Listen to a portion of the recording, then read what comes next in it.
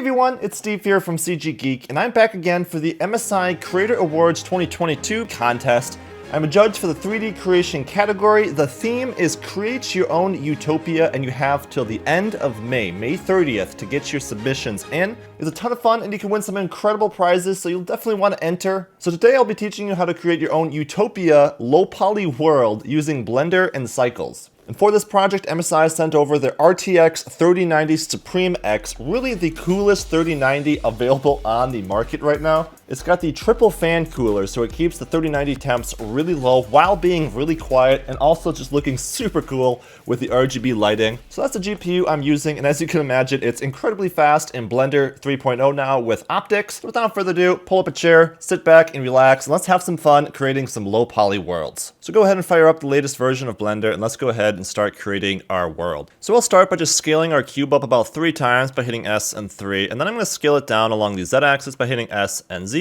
So we have a platform for our low poly world here. This is just the base ground, so we'll go ahead and give it a material right off the bat. Why not? This will just be a nice brownish color. And start rendering right off the bat by jumping to the rendered view here, and we'll switch that over from Eevee to Cycles, and then change the device to GPU compute. So I'm using that RTX 3090 for all the rendering here. Also, I'll go ahead and open up my HDR lighting right away for the scene, so everything looks nice and pretty in real time as we're rendering it. So I'm just opening up an HDR here from Polyhaven. I'm going to take the strength down this a bit, just to a 0.5, and then I'm going to jump to the render settings here. And if you go down to film, you can check transparent. So you don't see that in the background, but it's adding some lighting to the scene, making it look prettier. All right, so now with a nice sort of brownish color here for our ground, maybe make it a little bit darker as well, we can go ahead and start working on the ground. So I'm going to tab into edit mode. I'm going to grab a vertice here and then hit L on my keyboard to select the whole cube. I'll hit Shift D and pull it up along the Z axis. Now I'm going to scale it along the Shift Z by hitting Shift and Z to make it wider but not taller. And then we'll scale it down along this head a little bit as well because it's a little tall there. That's looking pretty good. Now I'm going to go ahead and go Control R to add in an edge loop on both sides here. And then I'll grab the rest of the mesh here, right click and subdivide it. Perfect. Now I'll hit L to select that top mesh, and I'll hit Control T on my keyboard to triangulate the mesh. This is going to help make it look nice and low poly. Now if I hit O to enable proportional editing here, you can see that if I choose connected only, I can grab some of these vertices and start pulling up sections of the mesh here to make it look like we have some sort of hills and valleys going along on our mesh here. Just give it a little bit of an organic sort of look to make it look like up and down. Just giving it some of that variation so you see some of those faces sticking up nicely. Not bad at all. And on the ground here, I'm going to turn the roughness all the way up to 1 so it's not shiny. Perfect. Now we can make a new material. This one will be a nice green color. Something along the lines of this here. And then if you tab into edit mode, hit L to select just the top mesh there and assign it. You can see we have our new color in the scene. Again, we're going to take the roughness down on the grass, so just give that a 1. Play around with the color a little bit to get the right color that you're kind of going for in the scene, maybe a little darker. All right, now we want to cut a river through the center of this. And this actually isn't too hard to do. What I'm going to do is I'm just going to jump to top view. I'm going to go Shift A and add in a cube. This is going to be the size of the river that we want to cut through here. So I'm going to hit G, pull it up along the Z axis there. And then I'll hit S and X to scale it along the X axis. And this is going to basically be where the river is cut out of my scene. So I can tab into edit mode, put a few cuts in this cube, and then grab those vertices and just give them a little bit of side-to-side movement. So the creek here, or the stream, or whatever you want to call it, isn't perfectly straight. Make it look a little bit more organic. And then we'll grab our ground mesh here, jump to the modifier settings, and go ahead and add in a Boolean modifier. We're going to grab the object of that cube. As long as it's set to difference and fast, you can see that if I hide this cube now, we have a nice river cut out of our creek. And that looks really good. You can grab your cube object here and kind of play around with it to choose where you want that to be exactly, how deep you want the creek to be, etc. But it's really easy to mess around with.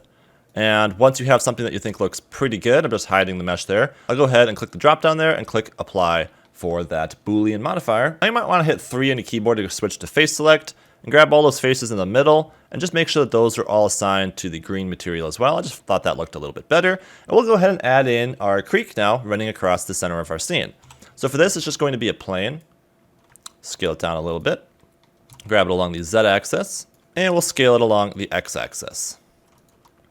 Something like that looks pretty good. Then I'll tab into edit mode, grab the 2 vertices on the end here and I'll just extrude them down along the z-axis, something like so. Now we're going to want to put a cut down the middle, cut there, and then a few cuts in the center by using our scroll wheel and going Control R and clicking.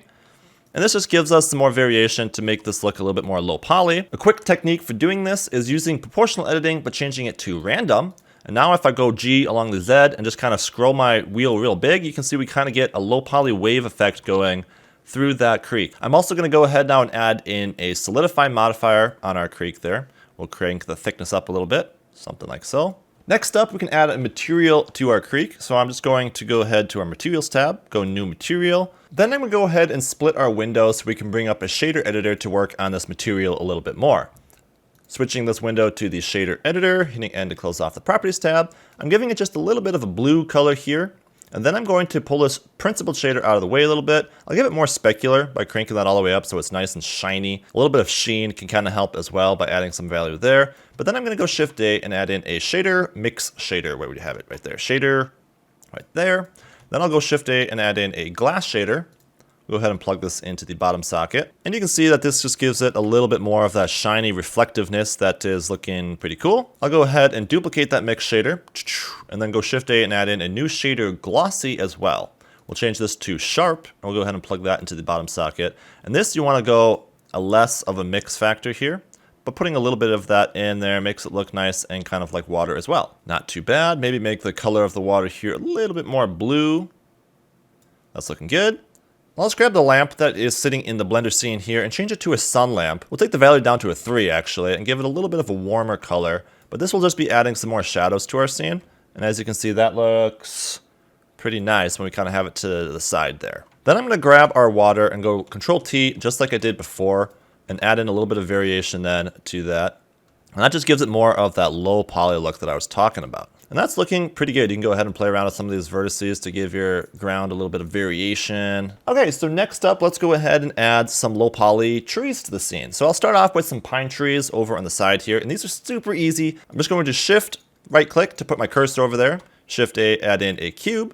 We'll scale the cube way down. I'll hit period on my number pad to zoom in on that cube. Tab at edit mode and then hit 3 to make sure I'm using face select. So I can just grab the top face there. I'm going to hit E to extrude and scale it up a bit, something like that. And then I'll hit E to extrude again, pull it up nice and high, and scale it down to a very small point there. Then I'll hit G and pull it up a little bit higher there. And as you can see, that right there is a pine tree in itself. And we can definitely go ahead and just Control R, put a cut in the middle, hit G to kind of move that to give it a little bit of personality. Control T to make it triangular, and we'll add a little bit of variation to that now using the proportional editing with the randomized node there. And I'm just going to give it a new material. This material will be sort of a nice shade of green, a little bit off color to the ground though. Give it another material. This will be just sort of a brown color for the bark on the trunk of that tree. So I can tab in edit mode here.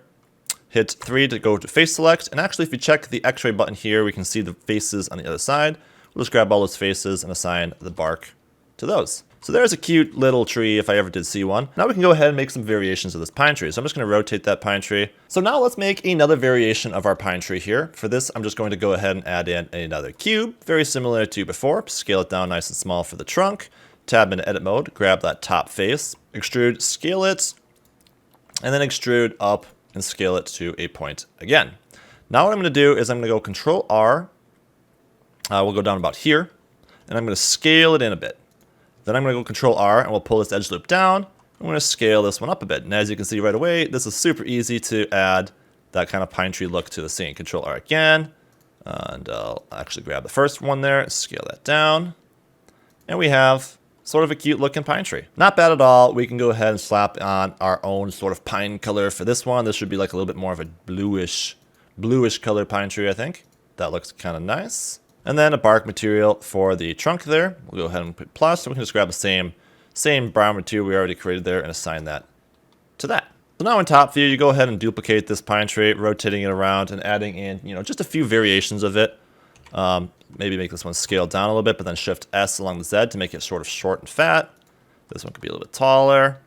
Just kind of forming our low poly utopia. Now I think it's time we place our camera. So I'm going to grab our camera and I'm going to jump to side view here where I think a good angle is. And I'm going to go Alt Control 0 to snap it to that view.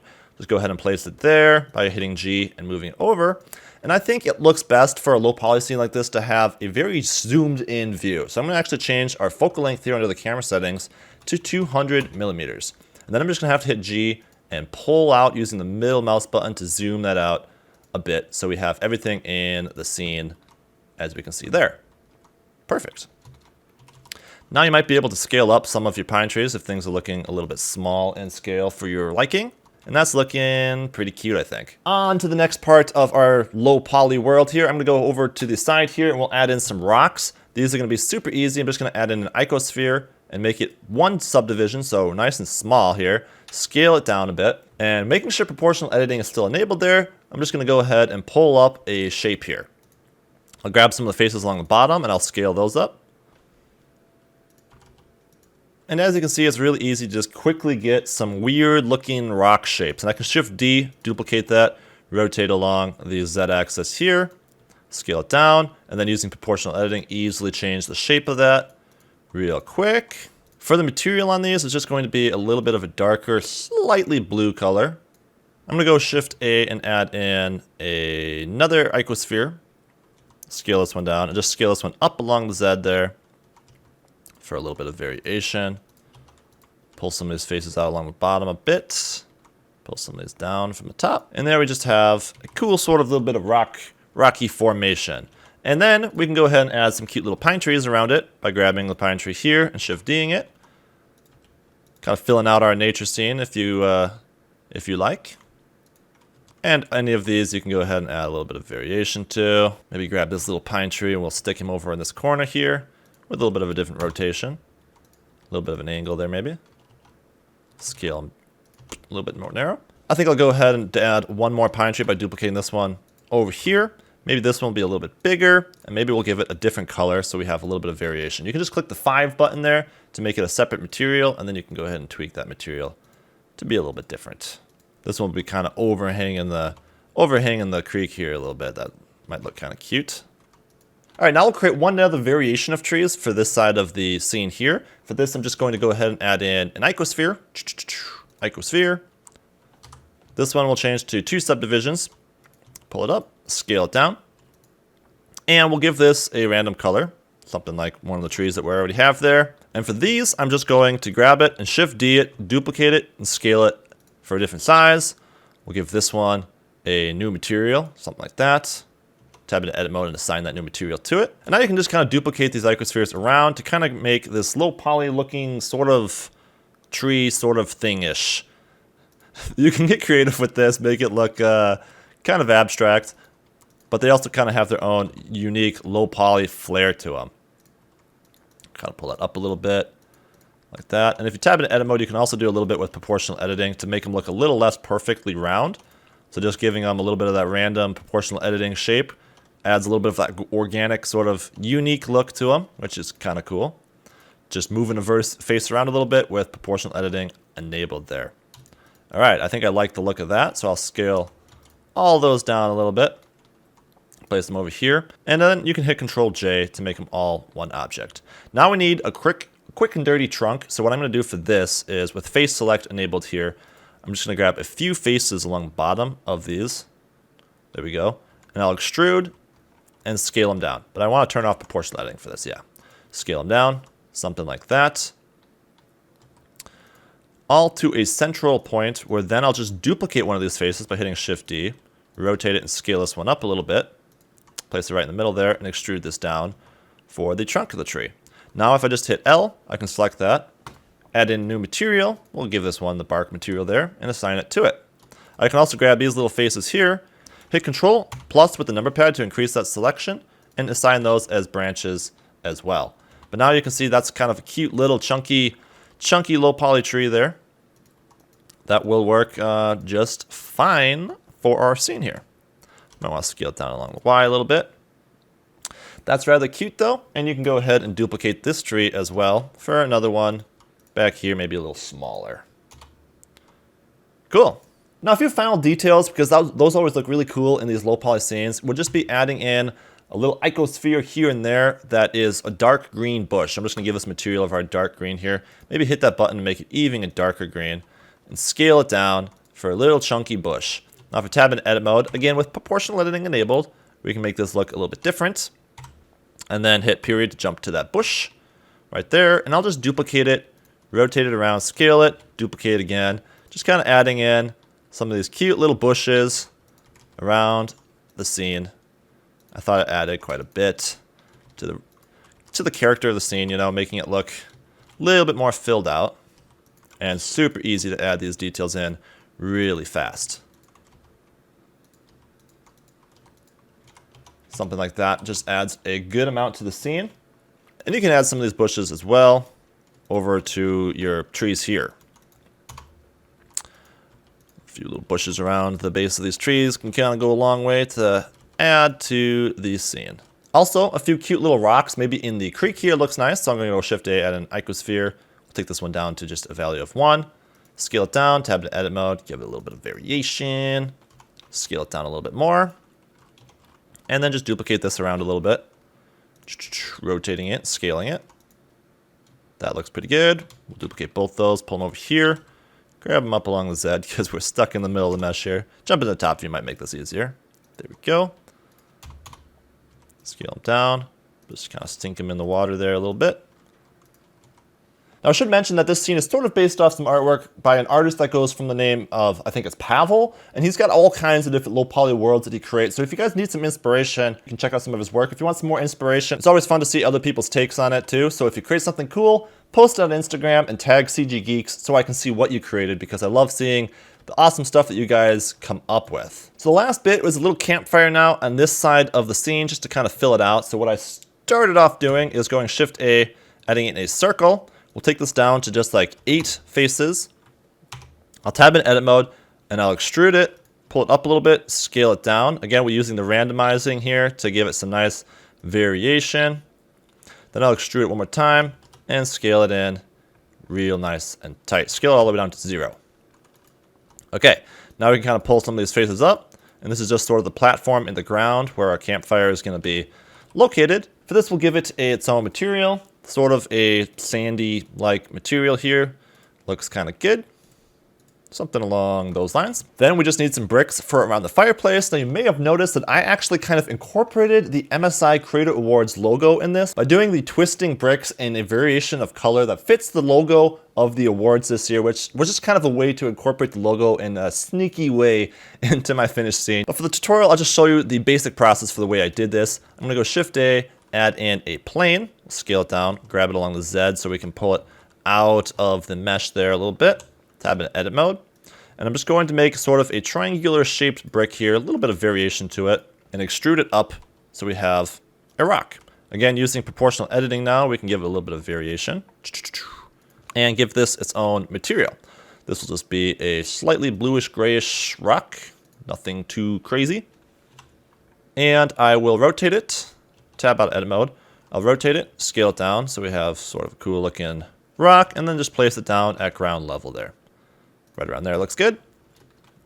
Now for a fireplace, what I can do is I can just place my cursor where I want the fire to be, and then hit period on my number pad and choose 3D cursor. So now when I rotate, it's going to rotate around the 3D cursor here. So I can just go Shift D, rotate, add in a new brick there, Shift D, rotate. And actually, if you hit Shift R now, it will just repeat that last step and rotate those blocks all the way around. Now that gives you a good layout to start working with. I do recommend at this point that you grab them all, unselect everything else, hit Control J, so they're all one object, and then use proportional editing just to kind of add some variation to these rocks. You don't want something looking too similar, because low poly is supposed to be imperfect. And that's what kind of gives it that charm. And maybe make one variation of the rock color here for something a little bit different. This can be a little bit of a off-colored rock, and you can grab some of this by just hovering over with your cursor and hitting L, and assign this color to those. That looks kind of nice. And from camera view, you can see we have some blocks showing up. Doesn't look too bad. We just need to kind of place these around so it does look a little better from the camera view here. Now lastly, we can go ahead and add a little bit of a flame actually to this fire pit here. For this, I'm going to go Shift A, add in a plane, rotate it so it's kind of facing the camera there, scale it down. Then I'm going to tab into edit mode and give it a few loop cuts there. and a few loop cuts there. Then I'm going to grab the vertice in the corner here, turn off proportional editing, and just pull out random flame shape, kind of pull these vertices around, giving ourselves sort of a random looking bit of fire. It's really actually not that hard to just kind of pull these vertices around, getting something that kind of looks like a cartoon amount of fire kind of popping out of the ground here. That looks actually just fine. You can scale it down, maybe pull some of these out even brighter.